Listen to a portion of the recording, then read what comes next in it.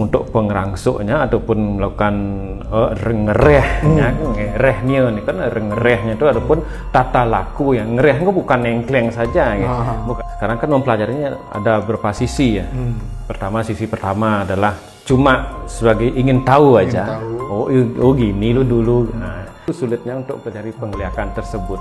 Tapi kalau orang yang belajar itu tahu nggak dia, oh saya sekarang sudah bisa, atau oh saya belum bisa, tahu nggak dia sebenarnya bro?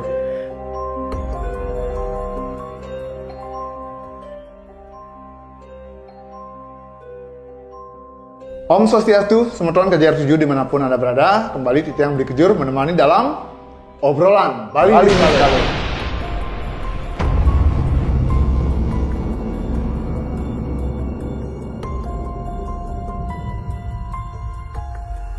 Kita sekarang berada di zaman milenial. Jadi segala sesuatu sudah maju. Tapi apakah ilmu liak masih relevan di zaman kekinian? Perlukah ilmu liak itu dilestarikan? Nah, kita akan membahas hal tersebut bersama teman Titiang Beli Yudi. Om Swastiastu, Beli Yudi. Om Swastiastu, Beli Kejur. Punapi, kabar tetap semangat, sehat.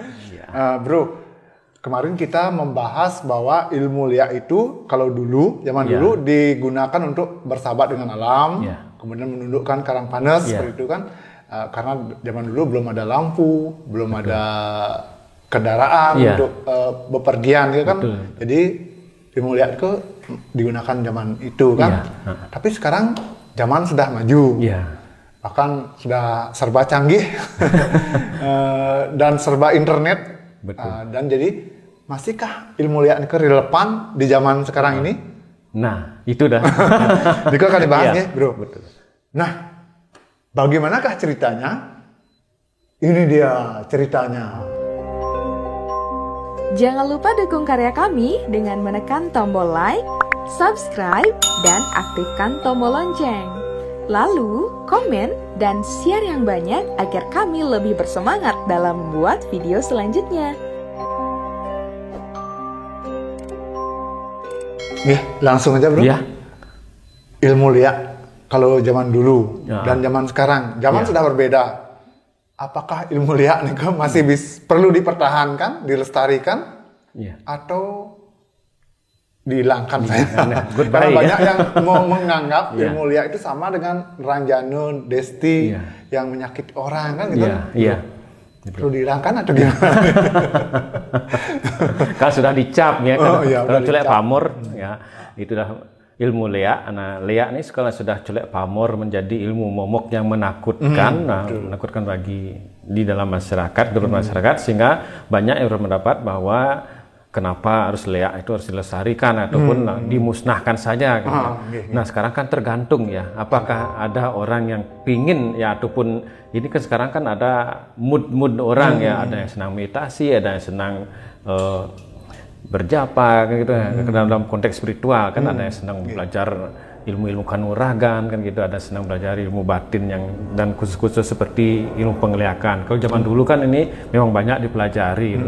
Kemudian sekarang ini kan semakin sedikit ya. Semakin sedikit karena yang ngelihatnya sudah almarhum mungkin anak cucunya tidak mau meneruskan. Iya, betul sekali. Karena namanya ilmu liak ini namanya penglekasan dalam beberapa literatur kuno ya di Bali yang disebut dengan lontar kan juga ada pemaparan, kemudian ada untuk pengerangsuknya ataupun melakukan ngerehnya, ngerehnya ini kan ngerehnya itu ataupun tata laku ya. Ngereh itu bukan nengkleng saja ya. Bukan nengkleng, ngereh itu adalah pengertiannya adalah melakukan ataupun ritualnya. Tata lakunya itu rehnya ataupun mengereh itu dilakukan di mana, di setro ataupun di perempatan ataupun di kan ada di tempat-tempat angker di sekitar pangkung ataupun bedugul cari. Nah itu. Tapi sekarang kan ini kalau zaman dulu kan perempatan masih sunyi, sepi, gelap. Kalau sekarang perempatan kan udah ada CCTV. Ya, dan kebanyakan ilmu penglihakan ini adalah dimasukkan ataupun ngerangsuknya ini kan di daratan ya. Kalau di air jarang ya. Di laut jarang sekali dalam berapa literatur kuno itu lontar itu ngerangsuk ilmu penglihakan itu di laut ataupun di sungai jarang ya.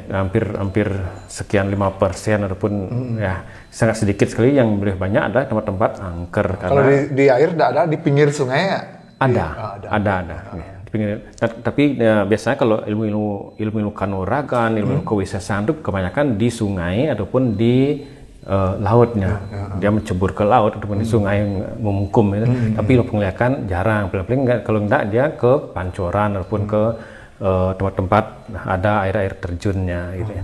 Nah, hanya saja sekarang kan ini kembali, apakah ada minat orang di zaman sekarang untuk mempelajari atau tidak? Sekarang kan mempelajarinya ada beberapa sisi ya. Sisi pertama adalah cuma sebagai ingin tahu aja. Oh gini lo dulu. Nah, kan sudah ada sekarang salinan lontar gitu kan. Oh gini lo dulu. Oh gini kan sehingga tahu jadinya. Dan kemudian tahu yang memang menekuni sampai dia memprakteknya jalan-jalan penglihakan tersebut untuk pengerangsuk wetu. Nah, kemudian apakah bisa membangkitkan powernya kan itu juga. Nah, kemudian ada sekarang kendala ya.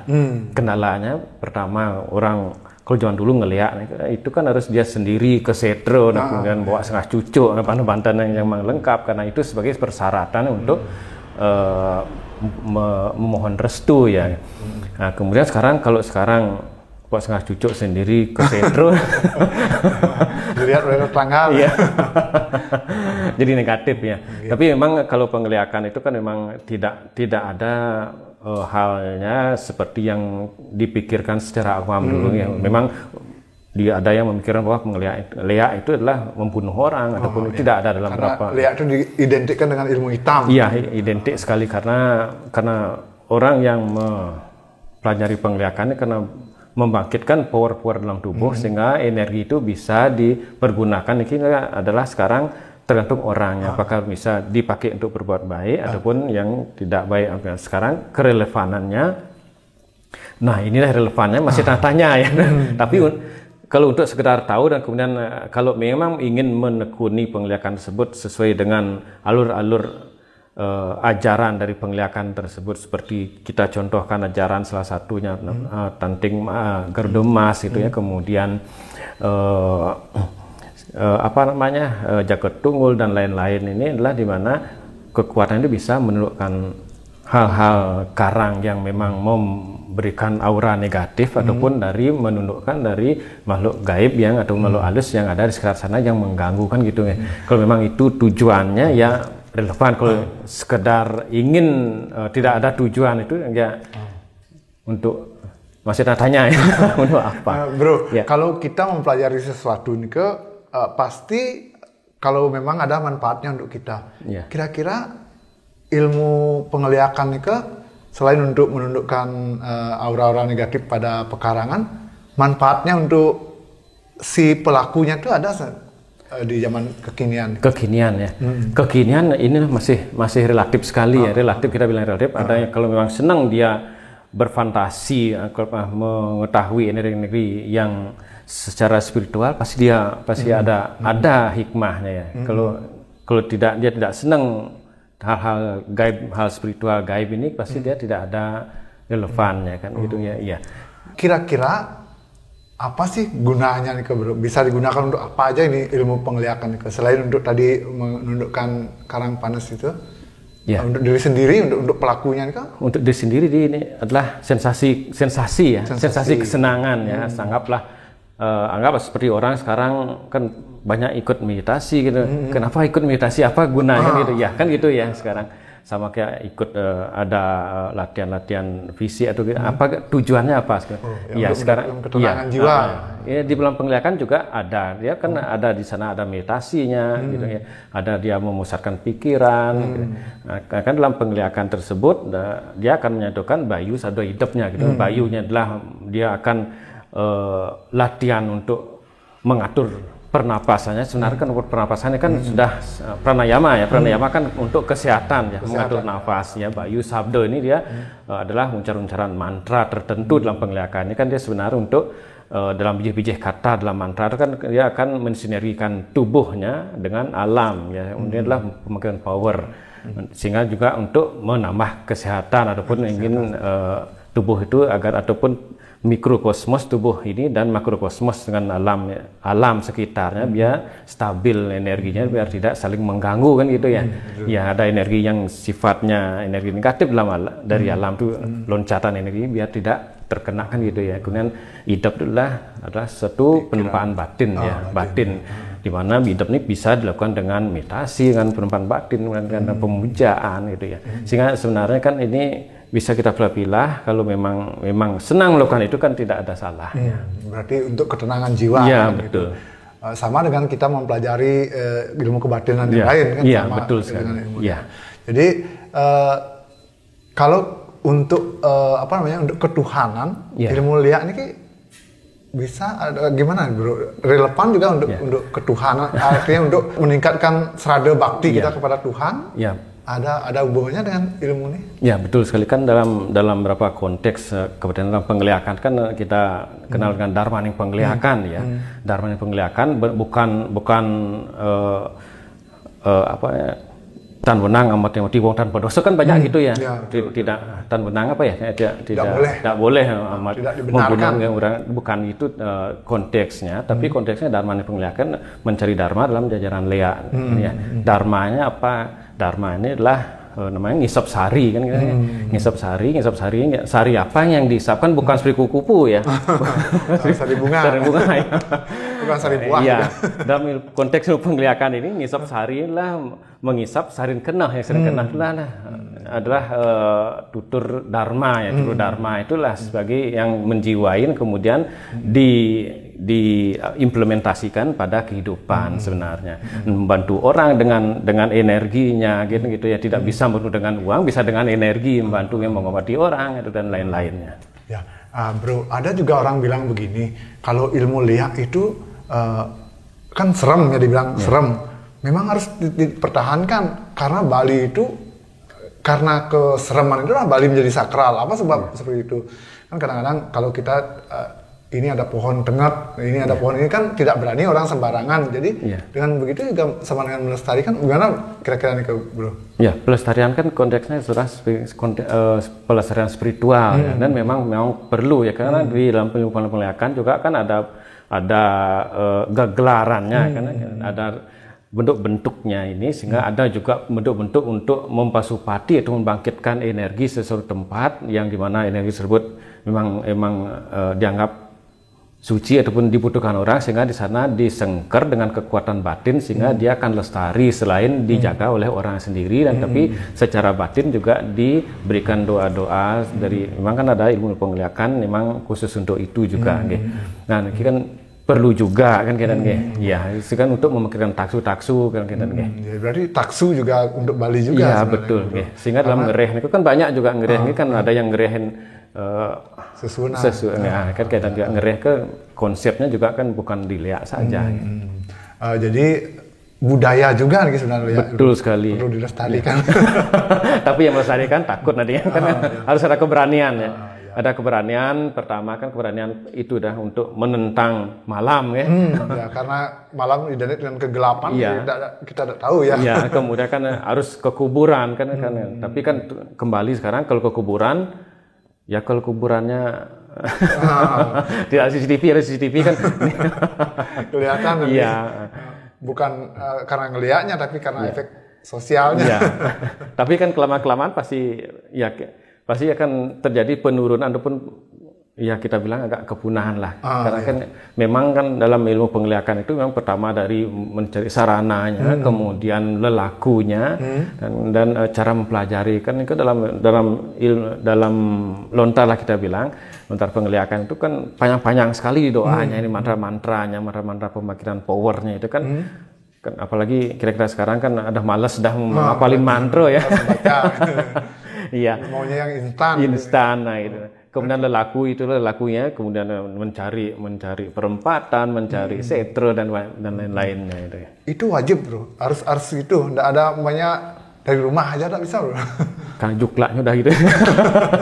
Kan padahal bisa di rumah aja belajar sendiri, nggak bisa ya? Ya karena dalam penglihatan kan memadukan ya, kalau menyatukan atau memadukan antara mikrokosmos dengan makrokosmos dan alam di batin kita, dalam diri sendiri dengan alam ya, sehingga yang paling sulit kita tundukkan rasa takutnya. Rasa takut di mana? Kan di kuburan biasanya orang yang takutnya biasa. Nah kalau di pasar malam kan mungkin ya. Pasti di kuburan. Nah ini yang untuk menundukkan rasa takut nih antara diri seorang yang pelajari lihat dengan alam ini, di sanalah pengujiannya.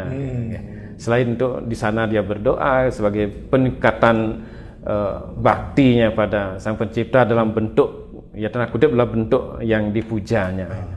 Maaf bro, kalau ilmu penglihatan itu yang dipuja itu siapa bro?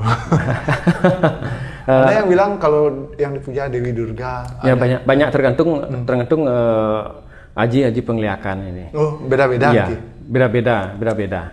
Tapi secara umum itu untuk permohon karena ini dia ajaran Bhairawa Tantra pastilah ke sana gitu ya.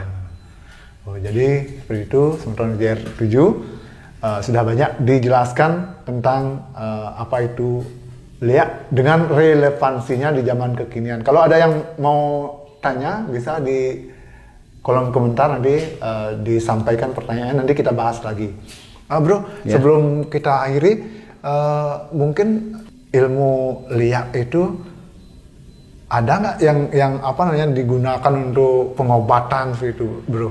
Ya, sebenarnya ilmu liak itu dia pertama bisa menundukkan hal-hal negatif yang ada di alam sekitarnya, kemudian bisa mengobati juga efek-efek karena dia kan menimbulkan power energi sama seperti orang melatih tengah dalam, melatih prana, melatih pernafasan karena dia kan bangkit prananya ini biomagnetik tubuhnya biolistrik tubuhnya bangkit sehingga itu dia bisa selain untuk menjalankan sensasinya kemudian untuk powernya sendiri dan kemudian ditujukan untuk orang lain untuk menyalurkan energi, entah itu nanti sakitnya kalau dalam beberapa literatur kan sakit kepongor kan memang karena oleh energi yang menyebabkan seorang sakit energi alam, kemudian memang diganggu oleh sakit kena desti, kemudian sakit lainnya itu bisa dia mengobati selain dia sensasi penglihatannya bisa juga orang tersebut mengobati, hanya saja ketika dia goyah iman karena sudah tahu dia sudah punya power gitu. Kemudian bisa dia menyatukan kekuatannya dengan pikiran. Nah, ini kan seperti telekinetis telekinetik kita bilang sekarang sehingga dia bisa melontarkan energi negatifnya, dia membuat negatif karena berdasarkan iri dengki sehingga dia energi ini ditujukan biar orang tersebut entah sakit, entah celaka dan lainnya. Jadi itu yang membuat berubah dia jadi ke arah yang negatif. Salah. Iya. Itu yang mungkin jadi nanti teluh desi nerangjanum. Nah, bro, yang terakhir nih, bro. Ada beberapa orang yang bukan untuk menyebut siapa kan gitu, bro. Ada yang mengatakan bahwa ilmu liak itu ada. Tapi kalau kita di sini melihat adanya seperti bro bilang kemarin ada lontar, kemudian ada catatan-catatan lah. Kalau lontar kan sama dengan buku kalau zaman sekarang. Itu bahwa memang itu untuk mempelajari ilmu liak. Berarti gimana nih? Ada atau tidak sebenarnya? Ada bro? Tidak. Jawabannya ada. Jawabnya pasti ada. Pasti ada. Karena orang yang anggaplah bicara ilmu liak tidak ada karena dia tidak masuki dunia tersebut karena seperti kita paparkan sini kita harus tahu dulu kalau tidak tahu tidak mungkin kita bisa memaparkan gitu ya. Cuma dalam ilmu penglihatan ini sangat sulit sekali, tidak semudah orang bayangkan. Tidak semudah orang bayangkan karena orang-orang membayangkan secara awam oh ini bawa sarana, kemudian dilakukan di suatu tempat, nah tempat entah di kuburan, kemudian di doa asana sudah jadi liak.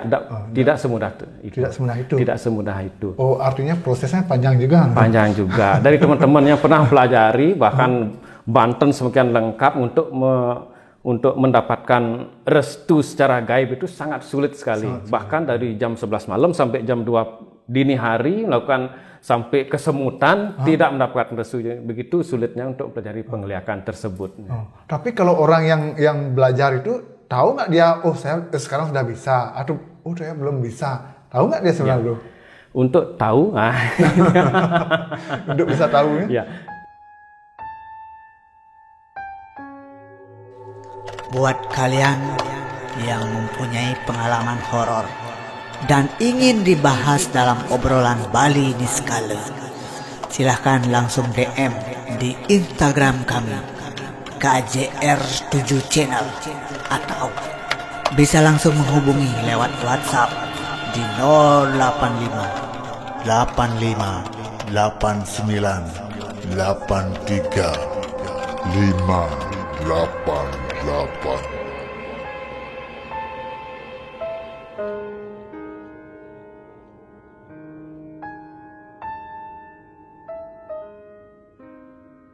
Ini kan banyaknya tipe-tipenya, ada yang memang pemokpokan, ada yang pemoruan, ada yang penglihakan belajar gitu nih. Ya, kalau pemokpokan adalah penglihakan pemokpokan, dia mendapatkan ilmunya kekuatan ini dilihat kan memang secara instan. Diberikan oleh orang. Ya, seorang kemudian dengan sari mantra ya, sari mantra kan di pada suatu lempengan tembaga ataupun lempengan emas ataupun pada selembar kain, kemudian dijadikan sabuk, itu dipakai kan secara instan, pemokpokan namanya. Kemudian pemoruan memang dia akan memang khusus dia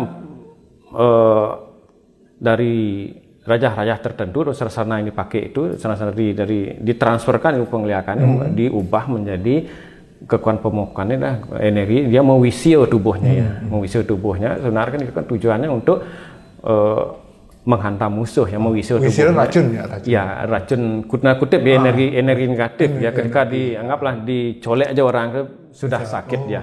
Sedangkan itu sebenarnya untuk bertempur dengan musuh ya. Gitu.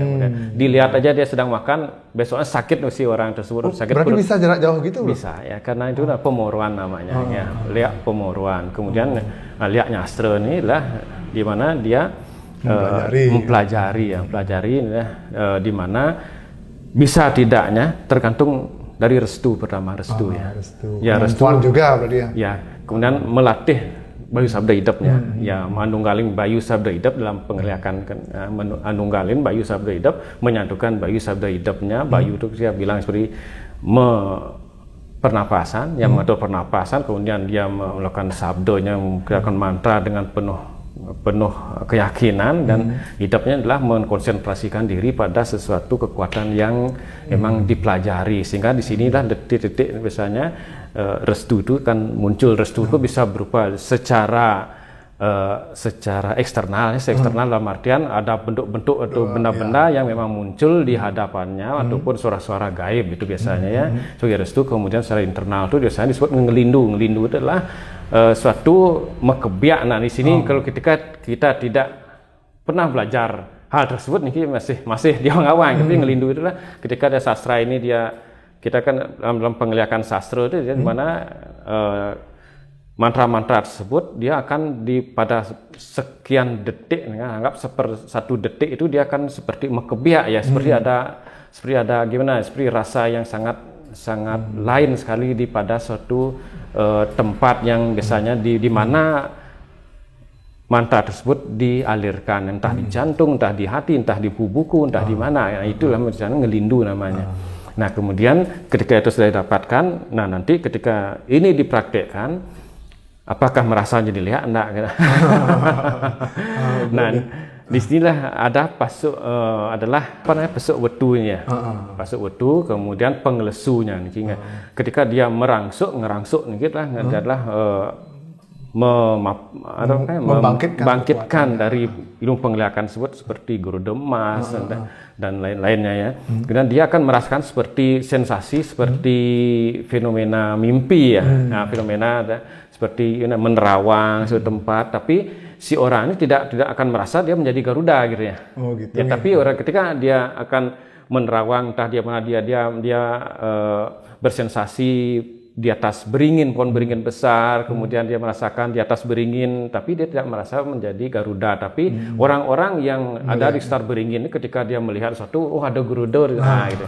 Nah kemudian dia akan merasakan bahwa ketika dia pertama itu kemudian ada rasa-rasa dari hal yang berhubungan dengan bau ya. Biasanya pada waktu ngerangsuk itu biasanya pada bau tanah, dia akan ketika dia bau tanah sekitar sudah merasa angin ataupun lain-lain ini bau-bau ini, itu sebagai tanda dia sudah energi sudah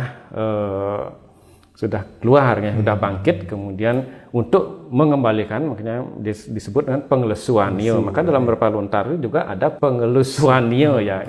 Dia akan melesukan ataupun mengembalikan energi tersebut ya. Sehingga orang tersebut tidak akan kehabisan energi ketika melakukan penglihakan. Berarti yang disebutkan tadi ini bukan dia cuma merasa aja seperti sudah bisa, tapi orang lain juga bisa melihat seperti itu kalau dari pas ketemu kan gitu. Tapi kan itu yang terjadi di masyarakat dari dulu, zaman dulu kan gitu ya. Ketika baru serempat ada di sana ada api besar, di sana ada Garuda, ada bojong bengil, ada kan itu yang sering terjadi bahkan, tapi tidak orang, tapi itu sebagai bentuk dari bayangan dan orang tersebut nyata melihatnya. Orang yang melakukan dia merasa seperti pergi ke sana, tapi dia tahu menjadi apa tidak tahu dia. Sedangkan orang yang melihat seperti wujud apa sebenarnya yang dibentuk oleh penglihakan itu. Betul. Nah, anggaplah kita contohkan seperti orang yang pelajari penglihakan tumpang werdo ya. Tumpang werdo dia akan membangkitkan energi tersebut, hanya saja dia tidak merasa tumpang werdo kan ke bade.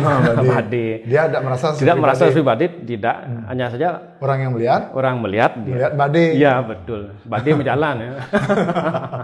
Jadi seperti itu semeton KJR 7 ilmu liak itu memang benar-benar ada dengan catatan ataupun buku-buku yang sekarang kalau dulu disebut lontar, sekarang buku kan gitu. Jadi memang betul-betul ada. Ya, kalau tidak benar, tidak mungkin tetua zaman dulu yang menulis ya.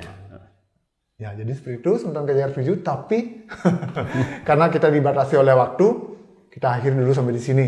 Tetap kami nantikan komentarnya di kolom komentar. Nanti kita akan bahas bersama Bro Yudi. Bro, terima kasih sudah membahas tentang lanjutan dari ilmu liak. Mudah-mudahan lain waktu kita bisa ngobrol lagi, Bro. Kita akhiri sampai di sini dengan Pramo Santi. Om Santi Santi Santi Om.